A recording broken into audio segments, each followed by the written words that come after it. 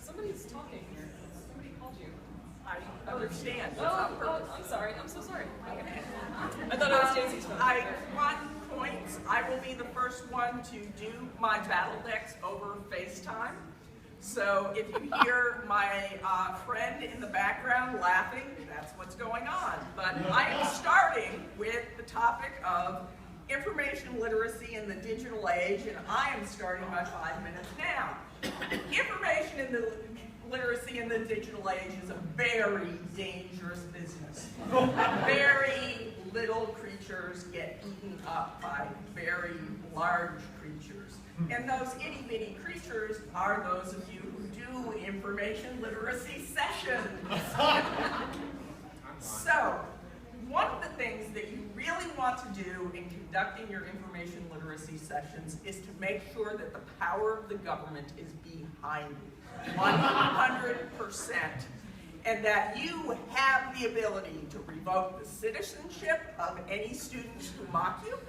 You have the ability to bring them before the Supreme Court, and that when you mess up, you will be given a golden parachute by the government. So, this kitty cat is a poor information literacy instructor who is being shamed for her terrible session. She did not really murder the bird, but Brian Williams says she did. Okay? So, you probably have all experienced the fact that your information literacy session has ended up like the sad Christmas tree of Charlie Brown. But you must remember that when you go back to your colleagues to tell them about your glorious information literacy session, it will appear as a bright, shiny, beautiful Christmas tree. Yes. Okay? You don't have to pay any attention to those student evaluations. And above all things, when you go into your information literacy session, be sure that you have your Darth Vader voice ready. It will scare your students, and they will sit passively and quietly, and they will gladly put anything on your evaluation that you tell them to. Okay, I have lost my time. Here I go, I've got 2 minutes and 26 seconds left. The other key to information literacy in the digital age is analog sweets, sugar and caffeine.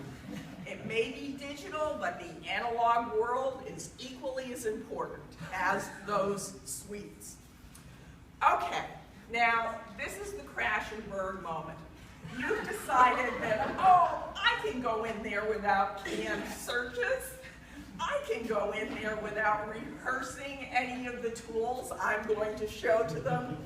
The next thing you know, you're like me, and you're burning up. You're turning red, and you're wishing you could have a glass of wine.